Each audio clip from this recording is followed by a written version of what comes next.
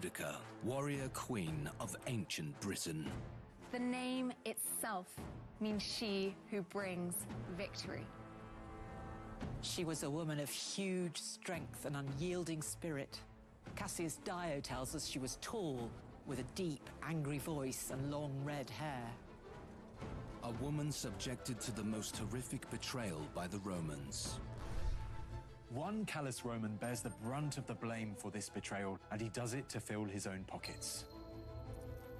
Boudica and her daughters had been brutalized, humiliated, disenfranchised. It shattered the illusion that peace was possible under Roman rule.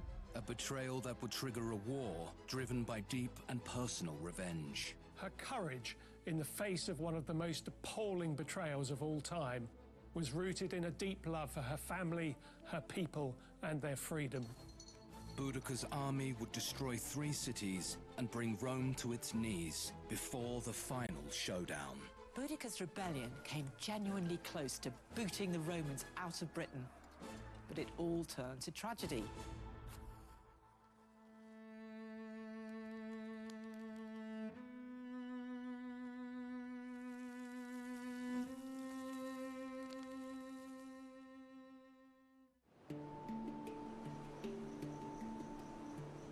"2,000 years ago, Britain was a wild land of tribes, bound by family ties and ancient traditions.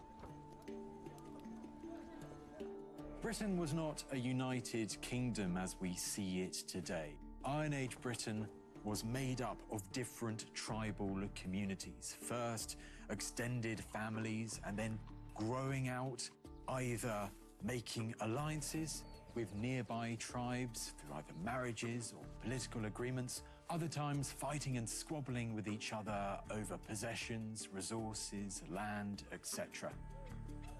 Power among these tribes was not spread evenly. Some ruled over vast territories, armies, and complex trade routes. Others were smaller, clinging to pockets of land through loyalty or fear. Despite their differences, they were united by shared myths and seasonal rites, creating a cultural web. Iron Age Britain is also a place of ritual and religion strongly associated with the natural landscape, with rivers, lakes, and forests. It's also a place of druids and human sacrifice. This is what we call Celtic society. Celts is an umbrella term used to describe many distinct tribes, each one with its own language, gods, and traditions. They traded salt, tin, fine metalwork across vast networks in Britain and beyond. They were fiercely loyal to their clan and to the spirit of the land.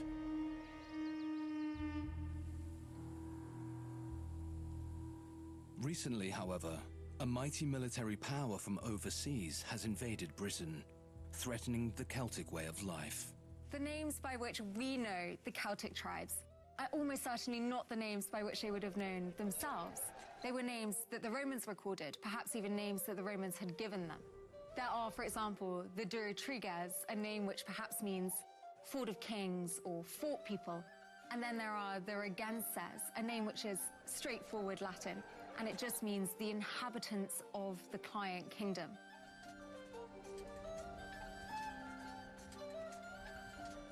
And then there are the Trinovantes, a name which some people have argued might mean the new people or the vigorous people. And these are the Iceni's closest neighbor. They are a large and powerful tribe. They hold sway over the area north of the Thames all the way up into East Anglia, and they directly border the Iceni to the north. The Iceni are a tribe with a really distinct cultural identity. They live in quite an inaccessible area, and they've resisted much more than some of their neighbors' Roman cultural incursion. The homeland of the Iceni was the Fens, and this is an area of Britain covered in marshes and thick undergrowth and bushes and woods. It gave them 2 great advantages. One is that it's enormously fertile, so that helped them become the richest and most successful of the tribes in the southeast of England. but the other was it provided incredible cover. It was almost impossible to conquer. From their isolated lands in the east, the Iceni watched as tribe after tribe fell into line, some through treaty, others through military conquest. A new power was spreading across the land, and the Iceni knew it would soon be at their borders. The Romans had invaded in AD 43, arriving on the island of the south coast of England, leaving many of the local tribes no option but to engage and cooperate with their invaders in order to protect their people. By then, the Roman Empire stretched from the deserts of Africa to the forests of Germania. Its legions had crushed Carthage, claimed Gaul, and now set their sights on Britain, one of the last unconquered wilds in the known world. A fragile peace followed, but beneath the surface, resentment simmered, and soon one of Rome's most heinous betrayals would tip the balance.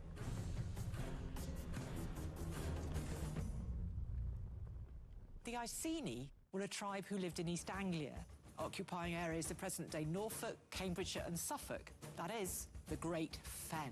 They seem to have been a wealthy people, skilled in metalworking, and horses seem to have been very important to them. There's archaeological finds of many horse-related objects.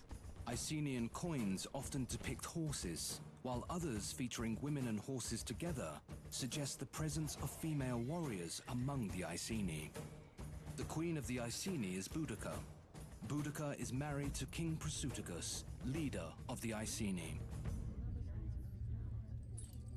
Today, however, evidence of the royal couple is thin on the ground. We're unsure where Prasutagus, Boudica and their people lived and where the actual Iceni centre of power was located. There are various theories, be it Thetford or Bury St Edmunds. And believe it or not, we have no clear evidence for Boudica or Prasutagus, even from these coins of the 1st century. So we have to rely on the records of the Romans for their existence. In recent years, archaeologists have uncovered evidence that may point to the Iceni capital near Thetford in Norfolk, specifically at a site called Caistor St Edmund. Remains of buildings, roads and metalworking activity suggest a central hub of power. But no inscription bearing Boudica's name has been found.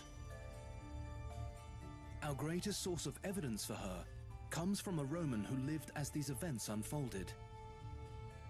His name is Tacitus. Tacitus is writing about 50 or 60 years after the rebellion, but his father-in-law, a man called Gnaeus Julius Agricola, had actually spent the majority of his life serving under the governor Suetonius Paulinus. The Romans believed Britain to lie right at the edge of the world, and so for Tacitus, the Britons are a people shrouded in a sense of mystery and exoticism. He appears to have been fascinated by the tales that he'd heard of them. Tacitus opens his account with a portrait of Britain, a remote land of riches and mystery. Britain contains gold and silver and other metals as the prize of conquest. The ocean, too, produces pearls of a dusky and bluish hue. Who were the original inhabitants of Britain? Whether they were indigenous or foreign is, as usual among barbarians, little known. One name Tacitus gives us is Prasutagus, the aging king of the Iceni. Prasutagus is central to this story because he's the one who has, many years before, entered into an uneasy alliance with Rome. Prasutagus has agreed for the Iceni to be called what's called a client kingdom, where the deal is essentially that Rome lets them get on with their lives with minimal interference, provided they don't create any trouble and pay their tributes and taxes.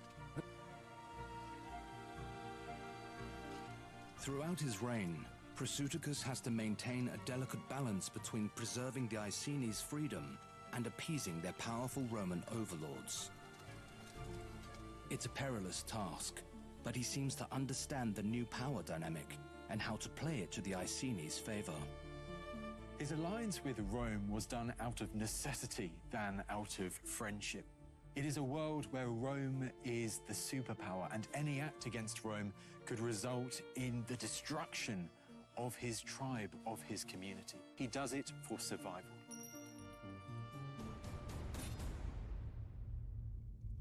Prasutagus is getting old. He has to think of the future for the Iceni when he is no longer there. And so he makes a will. Although the Iceni themselves left no written record, the will would have been drawn up in Latin, the language of their Roman overlords.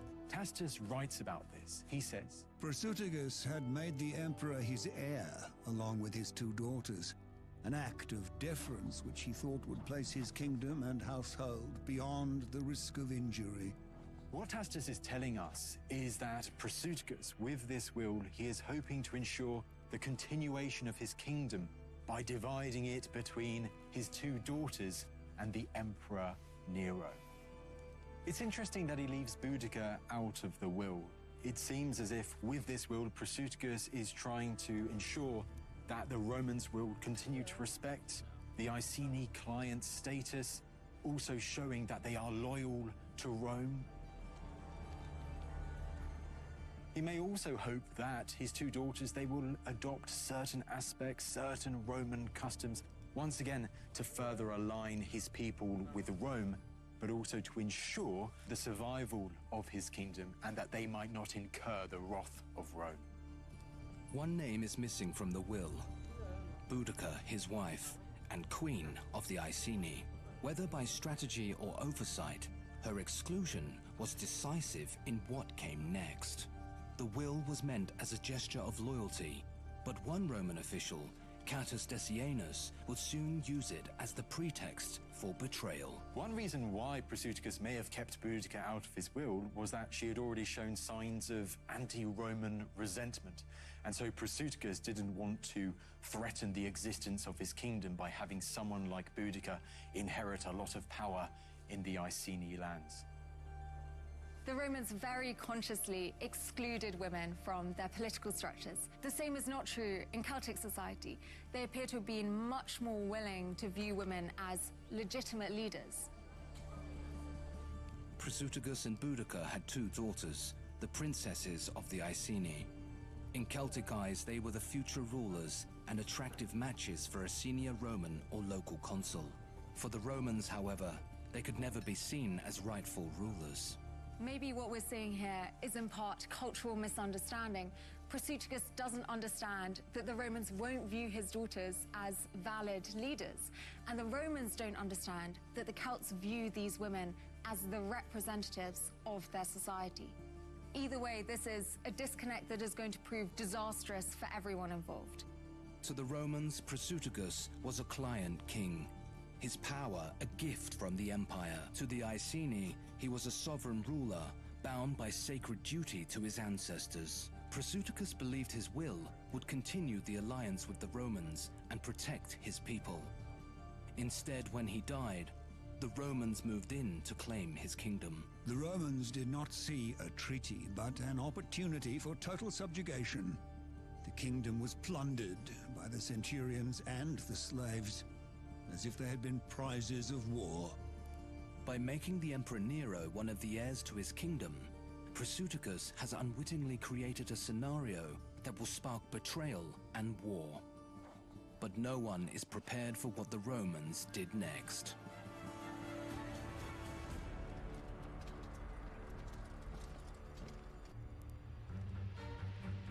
Prasutagus has included the Roman emperor in his will, believing that the treaty between Rome and his tribe will continue to be honored after his death. When Prasutagus dies, Roman greed takes over the Iceni lands. The Romans on the scene decide to disregard the will entirely and simply to pursue their own best interests, regardless of the cost to the Iceni. This was no misunderstanding. It was a calculated betrayal. This is how Tacitus describes it. Families were driven from their homes, ancestral lands seized, and the will of the deceased king was discarded without ceremony. But the worst thing of all was yet to come. For the Romans, fear was policy. Punishment and spectacle kept the provinces in line. They believed terror could hold the empire together. The message was clear: resist Rome and suffer. To make their point, the Romans did the unthinkable. A warning not just to Boudica, but to all of Britannia. Boudica is stripped naked and publicly and humiliatingly whipped. Her two daughters, we don't know their names, are raped. The Romans could not have sent a clearer message to the ancient Britons. No tribe, no matter how compliant, could ever escape the true violence that underlies Roman rule. This is a massive misstep on the part of the Romans. There can be no surer trigger for revolt than this sort of treatment. Rome's betrayal of the Iceni was not limited to theft and violence. It looked like an attempt to erase their culture, their autonomy, and break their spirit. It was Roman brutality on a new scale. The Iceni were treated as conquered subjects, as barbarians, with no respect for their people or their beliefs.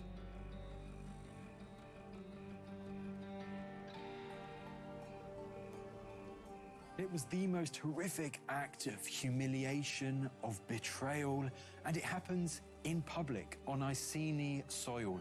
This is a complete stamping on Iceni culture and people right at the heart of the Iceni community. The Iceni were stripped of everything: land, freedom, and dignity. The conquered were robbed, torn from their homes, and reduced to servitude. Even those who had made peace were treated as enemies. Rome didn't want loyalty, it wanted complete submission.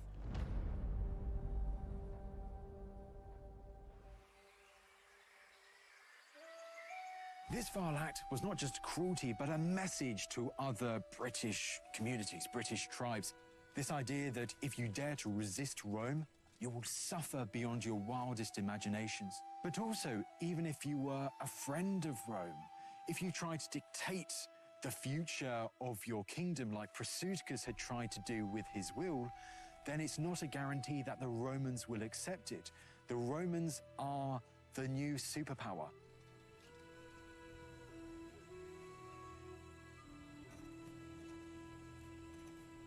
Prasutagus played by the rules, and yet the Romans seized his lands and they violated his family brutally. This was a clear message, not just to the Iceni, but to all Britons, that nobody was safe. In attacking so publicly and so viscerally 3 women of the greatest political, social, spiritual status, the Romans have demonstrated the depth of their lack of respect for British culture. What self-respecting Briton could stand by?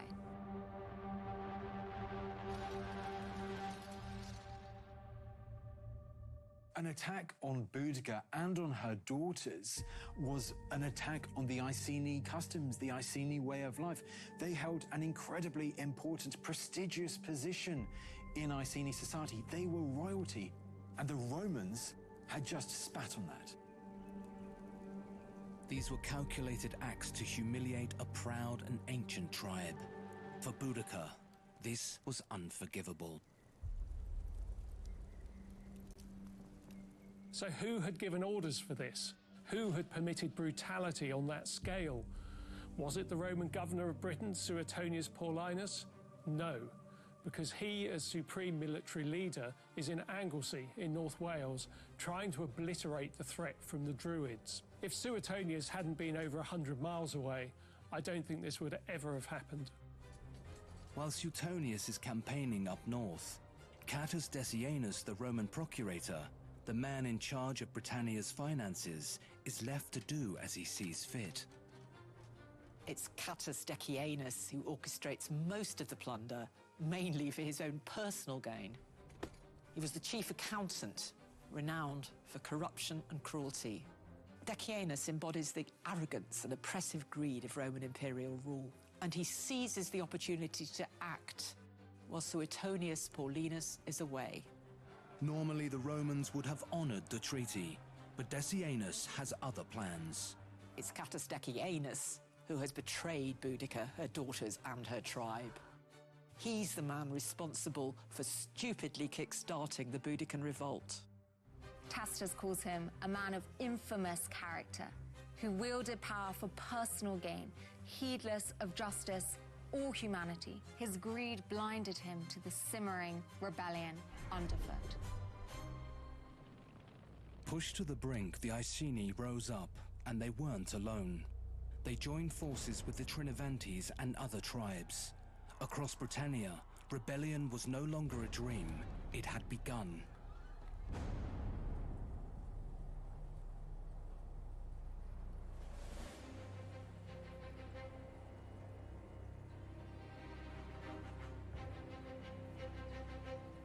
The Trinovantes are a large and prominent tribe neighbouring the Iceni to the southeast. They've also been grievously mistreated by the Romans. This mighty British tribe, the Trinovantes, has suffered humiliation and subordination by the Roman invasion of their homeland. Their capital, Camulodunum, modern-day Colchester, had been transformed into a Roman colony and was now home to the veterans of the British campaigns, a group that would have regularly mistreated the local populations.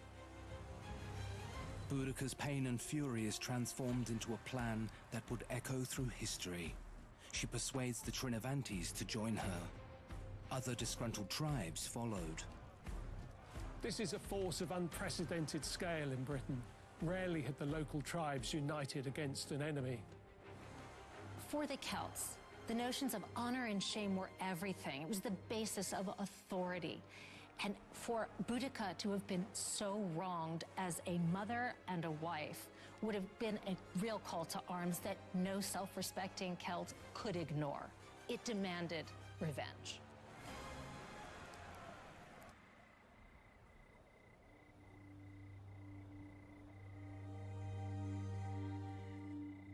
British tribes are united in the knowledge that if this could happen to the Iceni people, who were a very powerful tribe, once supposedly allied to Rome, then it could happen to any other at any time. What's more, they also remember a time before the Romans invaded, and they want to get that back. Boudica managed to unite all of these native tribes for the first time against a common foe. She was able to show them that this threat was much bigger than anything that had divided them in the past. As procurator, Catus Decianus wielded immense financial power, but had no military experience. His job was to enforce tribute and manage estates. But in his ruthless ambition, he ignited a war he could not contain. Catus Decianus' fatal mistake was to underestimate Boudica as a woman. He came from Rome, a very patriarchal culture. He never imagined that a woman could be a respected leader, able to rally numerous tribes and lead them herself into battle. In stark contrast to the Romans, for the Celts, lineage and charisma and personal capability were far more important than gender. Catus has totally miscalculated in his opportunistic decision to take matters into his own hands. Their first target is the city of Camulodunum.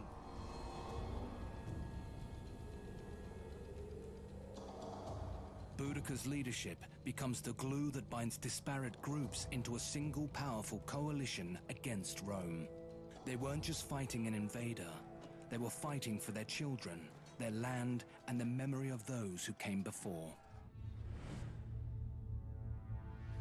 They resolved to fight for their country's freedom, their children, and their ancestors. Their cause was fueled by memories of injustice and dreams of liberation. This was more than just a rebellion. It was a fight for identity.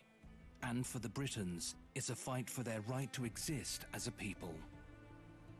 This is not just any rebellion, it's revenge against a system that has sought to destroy her family, her people, and her way of life. Her leadership will unite not just the Iceni, but other tribes who had also recently suffered under Rome's rule. According to Tacitus, she delivers a rousing speech to her force. We are no strangers to women leading in war. I don't stand here as a noble. I stand as one of you.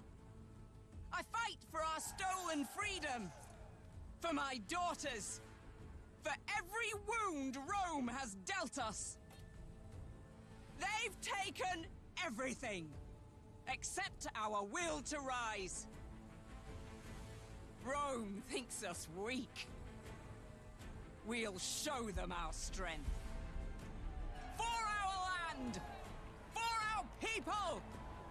For justice!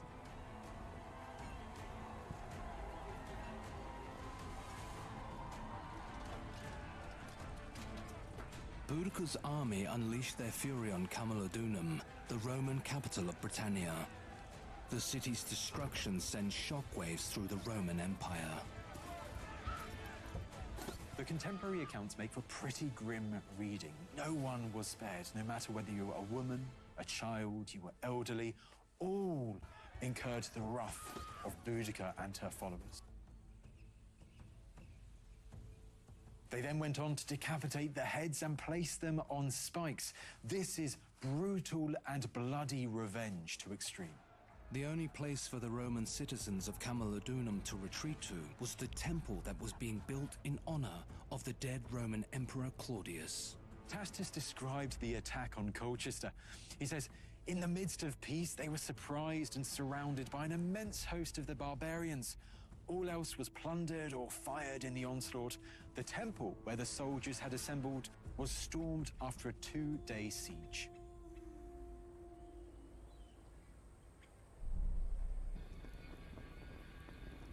It was a complete annihilation. Camulodunum is the greatest symbol of Roman power and Roman culture in Britain. Boudica has just reduced it to ash.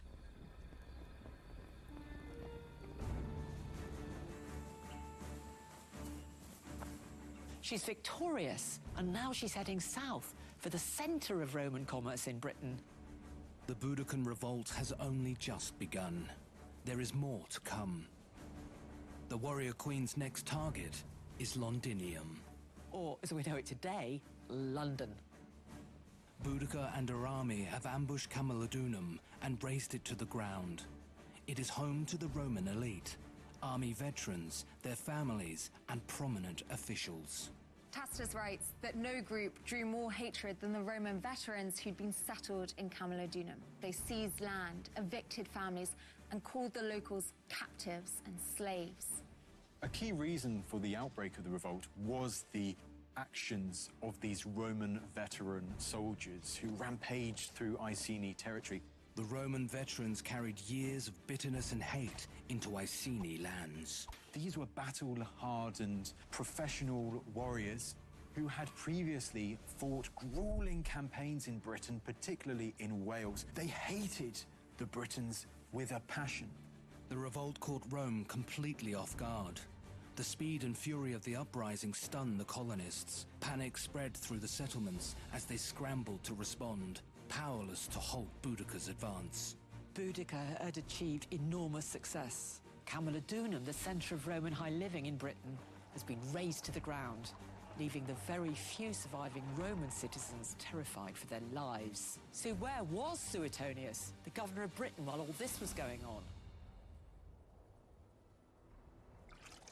Suetonius Paulinus is over 200 miles away, still leading a campaign in the island of Mona off the northwest coast of Wales, known today as Anglesey. The island is a refuge for Celtic rebels and freedom fighters, and more importantly, the stronghold of the Druids. Druids were a very powerful, high-ranking priestly caste in Celtic society. They were the spiritual leaders of the Celts. They were chief advisors to Celtic leaders, not only religious leaders and seers, they could also act as political advisors, lawgivers, adjudicators, lawkeepers, and even medical professionals. The biggest problem the Romans face in Britannia come from the sacred groves of the Druids in Anglesey. This is the center of hostility. They incite rebellion and refuse to submit to Rome. If the Romans felt the only choice they had was to destroy Druidic power in Britain, This shows just how desperate they were to keep the Britons under control. This must have been a last resort for them, because Romans generally showed outward respect for local gods and native religions. Suetonius, at this point, has almost completed his conquest of the Druids in Anglesey. He's slaughtered a great number of them. He's chopped down many of their holy groves. He's beginning to garrison the island. And then he receives the news of Boudica's revolt. The governor Paulinus must have been furious. There he was on the outskirts of Britannia, putting down what he must have felt were the sort of last vestiges of resistance to Roman rule. And suddenly he finds there's this huge fire in the main part of the province, that the whole province is in uproar. The disaster is already underway. The question now is, how can Boudica be stopped? He needs to move south. He correctly predicts that Boudica's next target is Londinium. If the total destruction of Camalodunum is anything to go by, the Romans need to move fast. Tacitus writes, Suetonius, with a wonderful resolution, marched amidst a hostile population to Londinium. He's had to abandon his campaign in Anglesey. So for now, thanks to Boudica and her army, the Druids are safe. In fact, the whole conquest of Wales was put on hold. He's somebody else's mess to sort out. Suetonius reacts swiftly. He immediately sets off from Anglesey in North Wales for Londinium, London, with a small detachment from his own command. Meanwhile, he orders the rest of his soldiers to meet him down there, who will collect other legions along the way to converge with him at Londinium. Suetonius receives one piece of bad news after another. His plans for superior numbers in his attack against the Iceni are wrecked as he gets the message that one of his legions, the Legio Hispana, the famous 9th Legion, has already fallen victim to Boudica's army. The prefect of another legion is ignoring a direct order and refusing to move his unit towards Londinium. He may have heard about Camalodunum, and to add insult to injury, on arriving in Londinium with his much-reduced army, he discovers that Catus Decianus, the man who was the root cause of all this, has fled Britain. I imagine that Suetonius was disgusted with this cowardice. Paulinus was left with a small force, only part of his legion, to face Boudica as they approached London.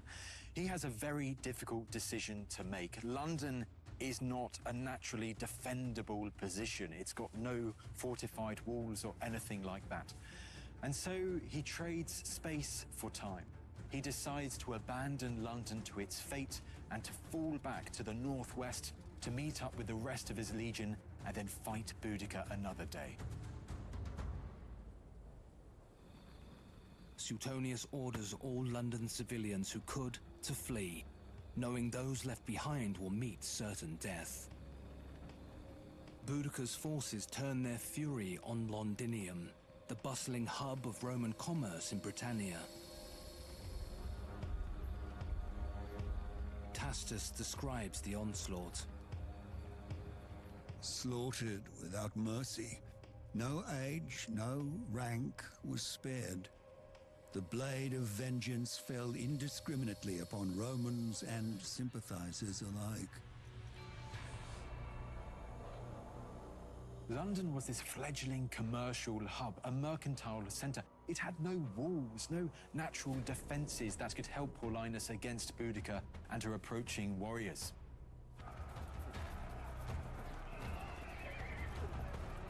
Boudica's sacking of Londinium sent a clear message to Rome. We are not backing down.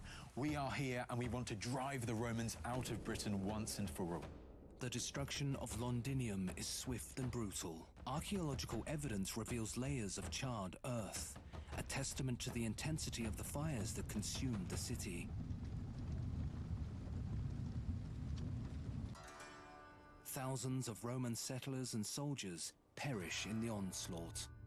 Boudica and her unstoppable army continue their campaign of Roman destruction, advancing on the city of Verulamium, modern-day St. Albans.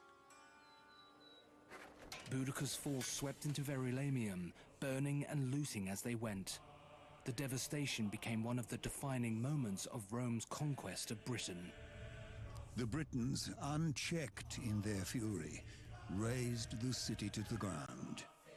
Women and children fell alongside men, their cries swallowed by the roar of flames.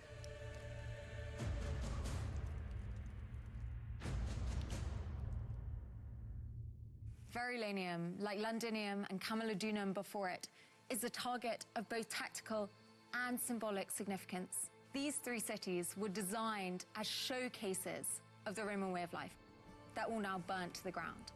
Boudica is effectively dismantling the infrastructure of Roman rule in Britain. Even more embarrassing for the Roman governor Suetonius, a barbarian and a woman is making it look easy. At this point, Boudica's uprising is at its peak. Roman control over Britannia was crumbling. Roman legions were scared, and Boudica's numbers were only growing. We have reports that Boudica's army was over 100,000 strong. One account says 230,000, although that likely is quite an exaggeration. We have no direct records of how Boudica managed this, but what we can say is the speed with which she mustered tens of thousands of troops from across the different tribes indicates advanced planning and coordination. This is an army on an absolutely massive scale, and it epitomizes an Iron Age Britain more unified than ever before. The conflict was no longer just a rebellion. It had become an existential war.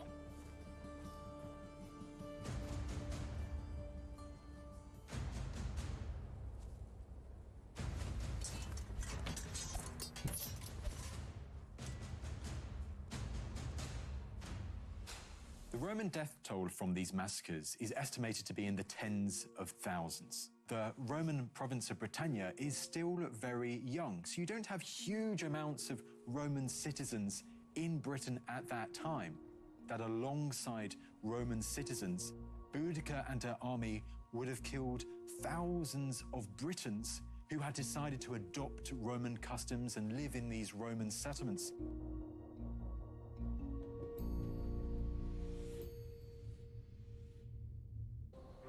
The popular image that comes down from history is of Boudica as this raging woman in a chariot with hair streaming behind her. In fact, the evidence suggests that she was a really cool-headed and strategic leader. For Boudica, victory seems within reach. In the Roman camp, Governor Suetonius Paulinus, a brilliant military tactician, is now the Romans' only hope. He has sacrificed Londinium and Verulamium, the commercial and administrative centers of Roman rule, in order to prepare for battle with Boudica and her troops. He has marched south in order to finally confront her himself. Suetonius knew he had to act fast. If he didn't capture Boudica now, then she'd be lost to him forever, retreating under the trees of the fens.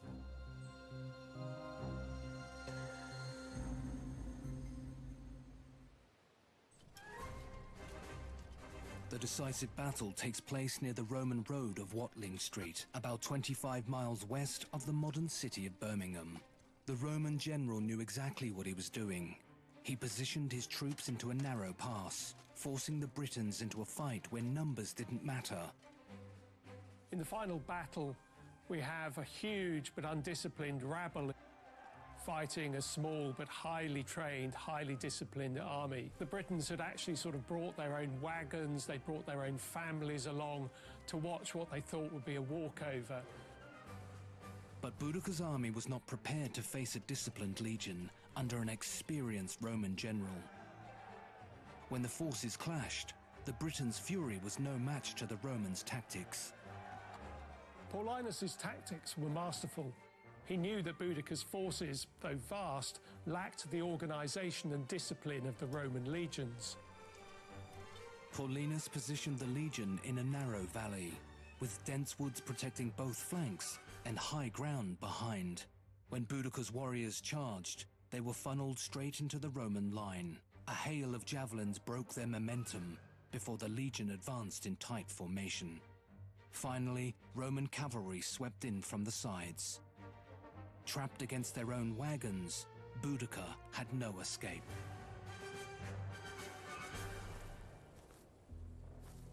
The battle, like those before them, is a bloodbath. But this time, in Rome's favor. The Britons fell by the thousands, crushed by the chaos of their own ranks. The wagons they brought to watch their victory became barricades to their escape. Tacitus estimates that over 80,000 Britons were killed, compared to just 400 Roman soldiers. It was a devastating defeat, marking the end of the Boudican revolt. Tacitus highlights the decisive nature of the battle, noting that the Roman victory was absolute. The Britons were routed, their numbers too great to maneuver, their courage drained in the face of disciplined legions. The field was heaped with bodies, and their defeat complete.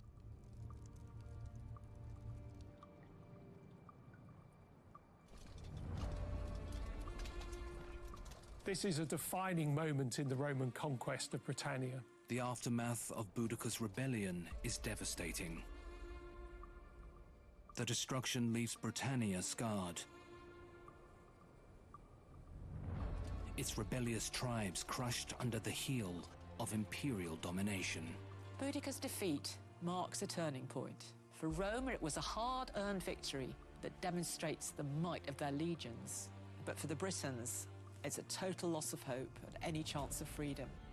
The rebellion may have united an unprecedented number of its tribes, but their failure served only to cement Roman control. Rome had ended the rebellion, but in victory, it betrayed the very ideals it claimed to bring: law, order, and civilization.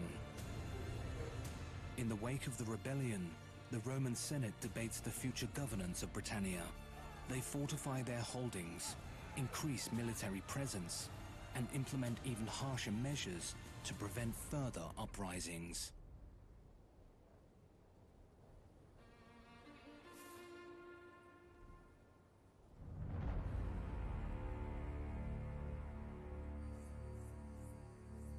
The defeat of Boudica in 61 AD marks the end of British resistance to Roman rule. Boudica's revolt may have been a failure, but it does succeed in making the Romans nervous about Britain. That they can't push forward their conquest of the whole island with quite the same alacrity as they had before. They're forced to sort of tread more carefully. That the Romans need to not only maintain their military strength, but they also need to treat local leaders with some respect if they're going to maintain the empire. By 78 AD, Governor Agricola had completed the destruction of Druidic culture and the complete subjugation of Wales. These Celtic lands became a key part of Roman Britain. Their conquest ushered in a 350-year period of Roman rule. After Boudica's rebellion, Rome responded with some change to how they managed the province. They swapped out the existing governor Suetonius for one who was a bit more diplomatic. They improved security by rebuilding Londinium with a new stone wall. I think Boudica's revolt is something of a reality check for the Romans. This idea that you cannot just treat local Britons as inferior. You cannot take away their customs, their beliefs, their way of life. It's a symbol of later troubles that will also affect the Romans on the island of Britain. The Iceni tribe is wiped out, their lands confiscated, their people enslaved. Boudica's name, however, lives on through time, whispered as a symbol of resistance and defiance against Rome. Some say that Boudica died in the course of the battle. Tacitus claims that she took her own life in its aftermath by drinking poison. After a series of devastating victories, it was her who'd lost everything. She was unwilling, to the end, to allow herself to be captured and subjugated by the Romans, even if that required her to take her own life. We have no knowledge, on the other hand, of what happened to her daughters. Though history falls silent on what becomes of Boudica's daughters, their plight stokes the rebellion. And although their names may be lost, their place in Britain's history is assured.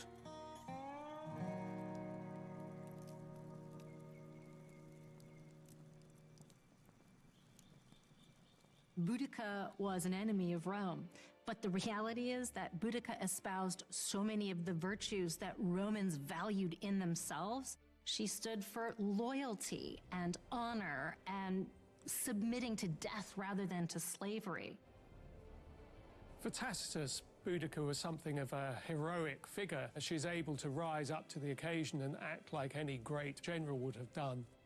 I think for Tacitus it shows that Rome's empire is not inevitable, that there are great obstacles for them to overcome. The Celtic people are primarily an oral society. Their stories, their myths, their history were all handed down from generation to generation by word of mouth. And that's why we only have the Roman take on this particular chapter of British history. Tacitus framed Boudica not as a simple villain, because she stood for certain values and a moral clarity that Rome was lacking at the time. Fighting to defend her family and her nation was a message that Rome was sort of grappling with itself. Tacitus's characterization of Boudica is perhaps more complex than what we would expect from a Roman writer. As a barbarian, as a female leader, as a sworn enemy of Rome, she should be completely vilified. And yet, in some of his passages, Tacitus presents Boudica as a hero worthy of Roman consideration and respect. There is a sense that in presenting Boudica as valuing freedom above all else, Tacitus invites the Romans to look at their own behavior.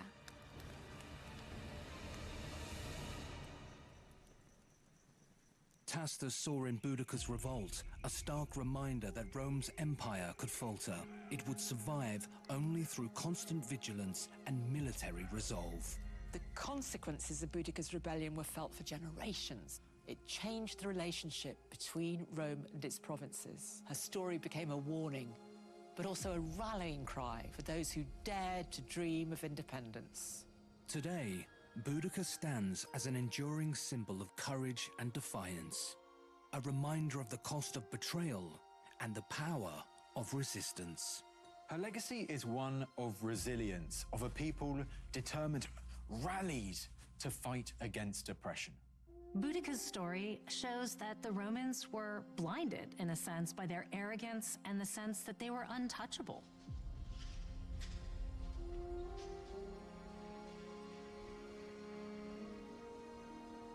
It was a betrayal of trust of the highest level by the Romans. For decades, they had a peaceful agreement with the Iceni. This was all forgotten in the name of personal greed. Thousands slaughtered, unmitigated brutality, and a way of life wiped out forever. This also might be read by some Romans as a cautionary tale. The destruction that Boudica wreaks in Roman Britain comes about as a result of the willful Roman cultural ignorance and the uncontrolled greed of one of their officials. Regardless of how her story ended, when you looked at the ashes of Camalodunum, Londinium, Verulamium, you would have had to admit that Boudica had lived up to her name. Boudica's name will be forever etched in the annals of history, not just as a queen, but as a warrior who dared to defy the Roman Empire. It is not as a woman descended from noble ancestors, but as one of the people that I am avenging lost freedom, my scourged body, and the outraged chastity of my daughters. Rome's greed and cruelty have left us nothing to lose but the chains they would bind us with.